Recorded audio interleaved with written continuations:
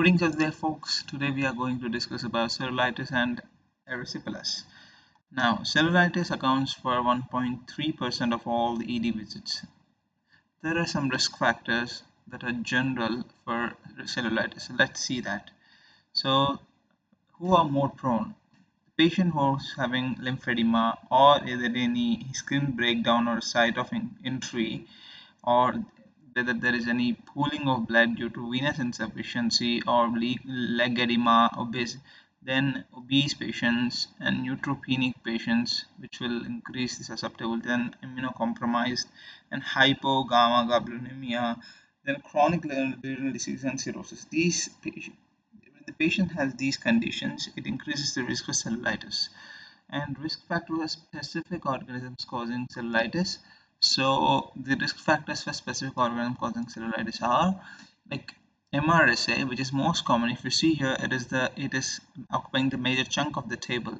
So if you see here, purulent soft tissue infection, antibiotic use in the past month, previous MRSA infection, or colonization, patient reported report of suspected spider bite, and then previous hospitalization within past year, and long-term facility residence in the past year, hemodialysis, crowded living environment including daycare, homeless shelters, soldiers, prisons, contact sports, injection drug users, men who have sex with men, then household contacts with MRSA and children. Okay, this is the MRSA will be causing more in these patients. And beta hemolytic streptococci, non-purulent cellulitis, that is culture negative by aspiration. Okay. Then gram-negative bacteria are mainly seen in elderly patients, cirrhotics, diabetic, food infections, and fishbone disease, fishbone injury. Okay. And Aeromonas hydrophila, freshwater lacerations and contact with wet soil. Okay. Aeromonas hydrophila.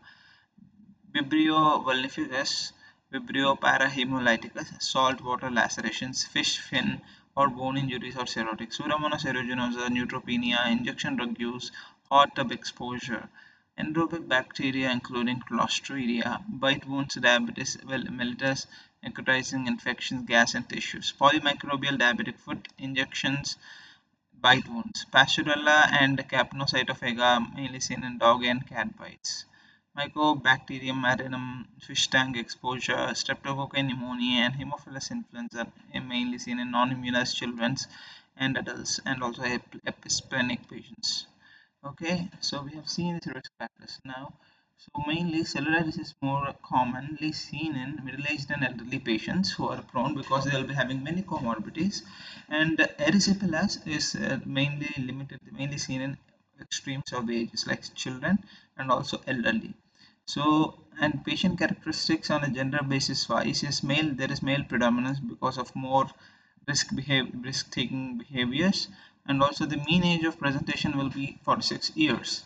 Okay, and if you see the limb involvement, either lower or upper, and the prevalence is 48 and 41% more in lower limbs. Okay, you know why? Because more injury prone areas lower limb, and also venous insufficiency and other causes will be more in the lower limb. Okay, and approximately 10% of patients diagnosed with cellulitis are hospitalized, and majority are over 64 years.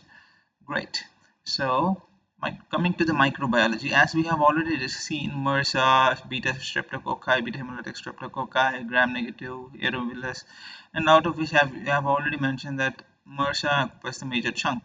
So approximately 80% are caused by gram-positive, and community-acquired MRSA is now the most common cause of skin and soft tissue infections present to the ED, regardless of patient risk factors.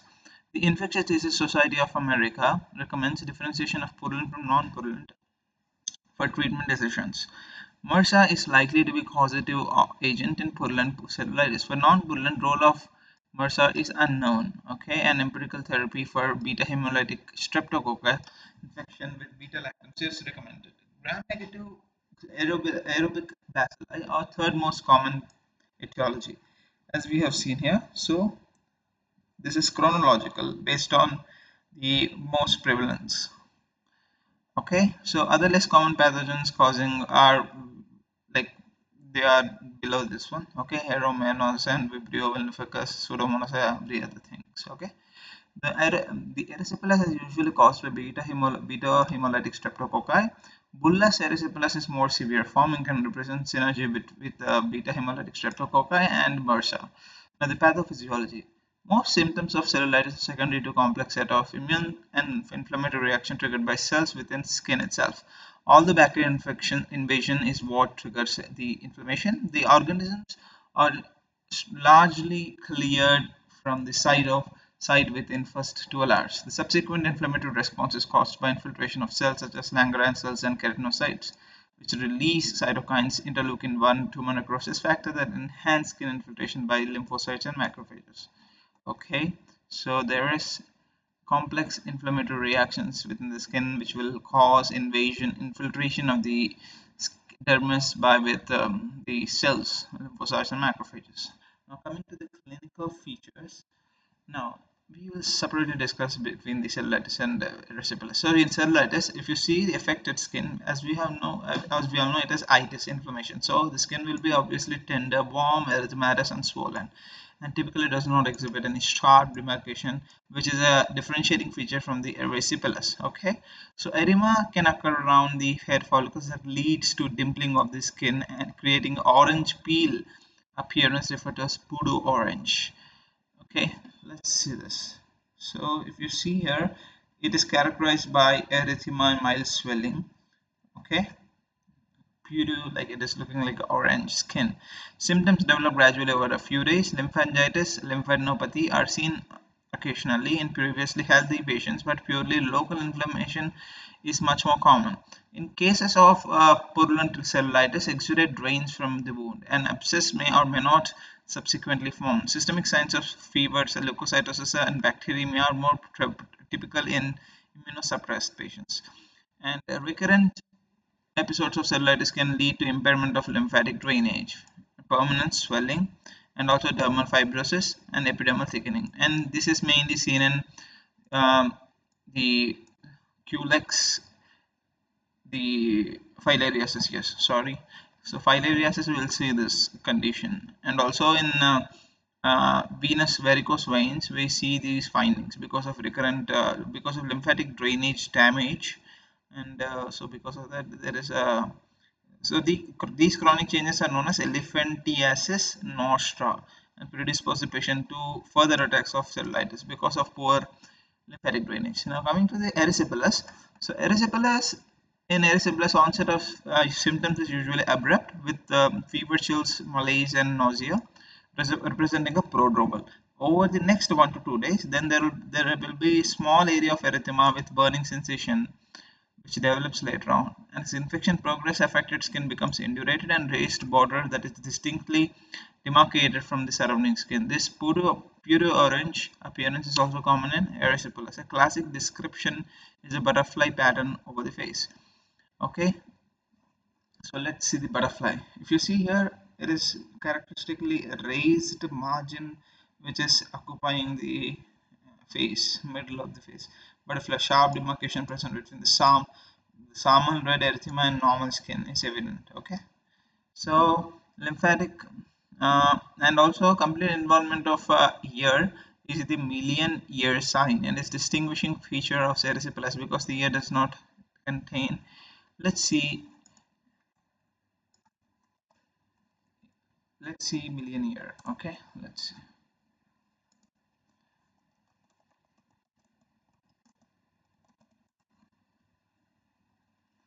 So million ear sign. So this is million ear sign. Million ear. Okay.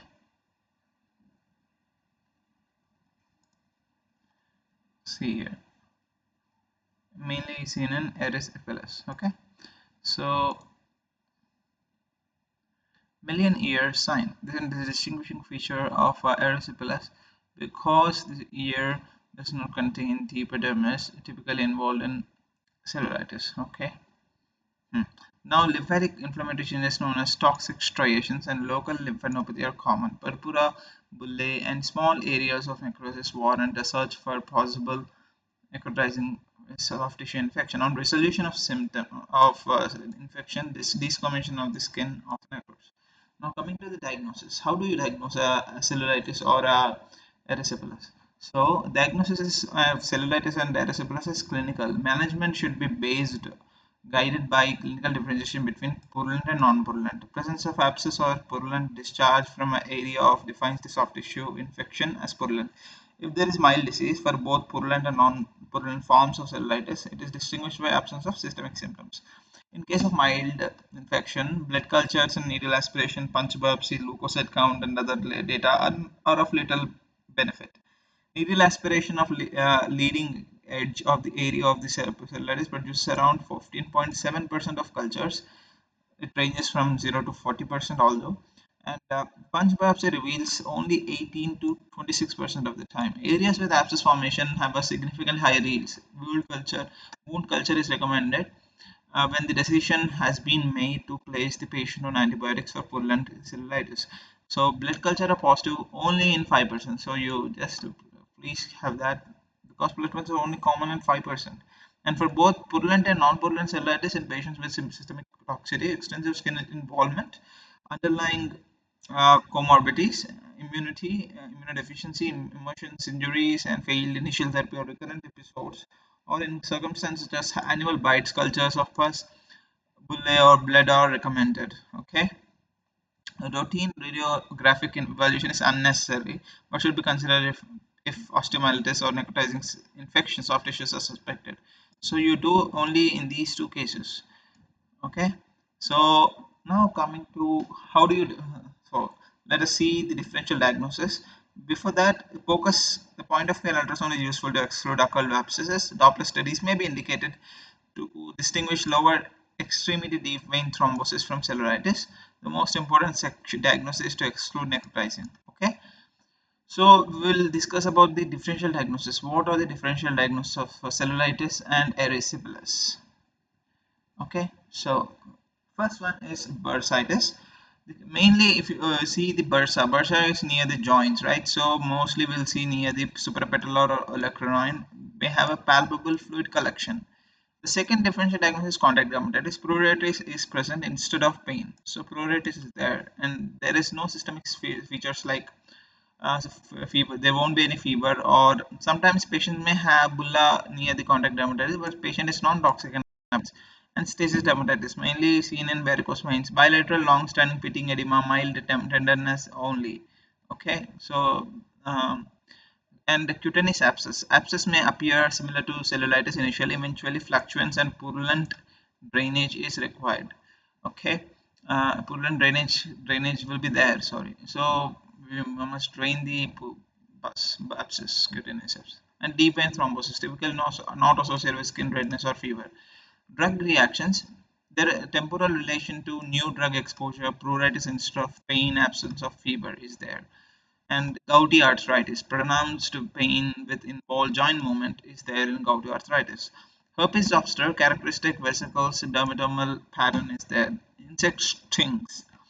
In insect stings, there is pronounced pain mostly at the onset, then gradually it decreases after taking some analgesics. And coming to necrotizing soft tissue infections, there is a rapid progression and there is triad, that is severe pain, swelling, and fever. Pain is like it will be out of proportion to examination, and there is severe toxicity. Hemorrhagic and blue or bluish bullae are there, and gas or crepitus may be there, and skin necrosis or extensive ecchymosis may be seen. Okay, and it will be extensive. So there is systemic complications and local complications. Okay, so the triad you must remember: pain, swelling, and fever. And coming to the osteomyelitis, that the differential diagnosis of osteomyelitis, deeper involvement, prolonged course, comorbidities might be seen, and superficial thrombophlebitis, not mostly not associated with fever, and limited to venous path. And toxic shock syndrome, hypotension, multi-organ involvement, severe toxicity may be seen. Okay, so we have discussed about the differential diagnosis. Let's see bursitis, contact dermatitis, stasis dermatitis, cutaneous abscess, DVT, then drug reactions, gouty arthritis, herpes zoster, insect stings, necrotizing soft tissue infections, osteomyelitis, superficial thrombophlebitis, and toxic shock syndrome. Okay, this concludes this video.